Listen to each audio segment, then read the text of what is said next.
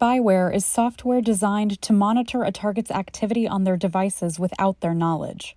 Once on a victim's device, it can provide an attacker with access to all of its content, including files, passwords, email accounts, calls, stored photos, and messages, compromising the entire device regardless of whether communications are encrypted or not. Some versions can activate a cell phone's camera and microphone to conduct surveillance. Journalists say spyware can expose their private lives, their movements, and other confidential information that could be used to obstruct their work or imperil them or their sources. Spyware attacks often go hand in hand with other press freedom violations.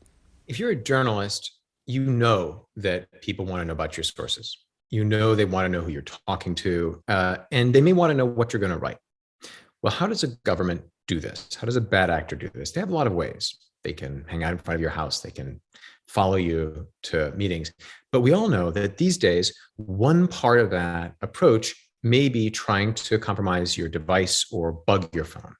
Now, once upon a time, that would mean, a scratchy pair of electrical leads attached to your telephone. But today, what that means is governments and others with the resources may try to hack your phone or your computer to get access to your sensitive communications.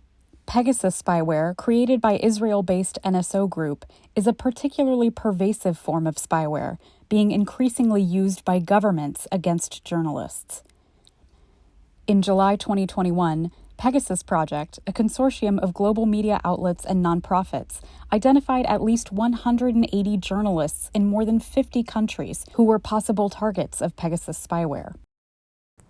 From El Salvador to Hungary, Mexico, Vietnam, the United States, the UK, and Canada, cases of Pegasus are widespread.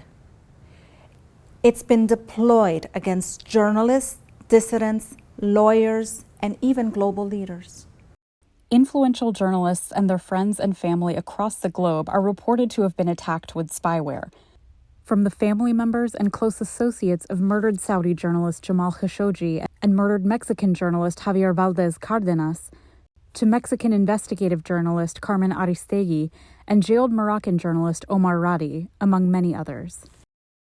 Even as tech companies work to make devices harder to hack, spyware continues to become more invasive and difficult to detect. Previously, in order for a phone to be hacked, the owner would have to click on a suspicious link sent to them. But today, a growing number of spyware companies, these are companies that may sell only to governments, are using what's called zero-click exploits. Now, zero-click exploit means there's nothing that you, the target, can do to protect yourself, and you won't have to do anything to get infected.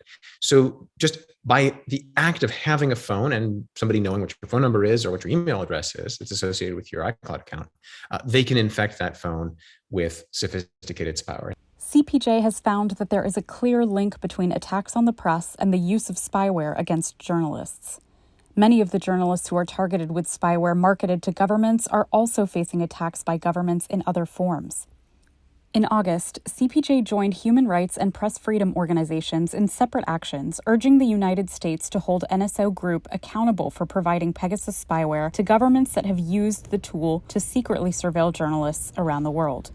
CPJ has also advocated for a moratorium on all sales of spyware. One critical impact of calling for a moratorium is that governments are faced with the fact that this problem cannot be ignored.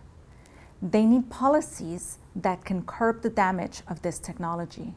We have seen governments start to face this reality. So far, Costa Rica is the only country in the world, however, endorsing a moratorium.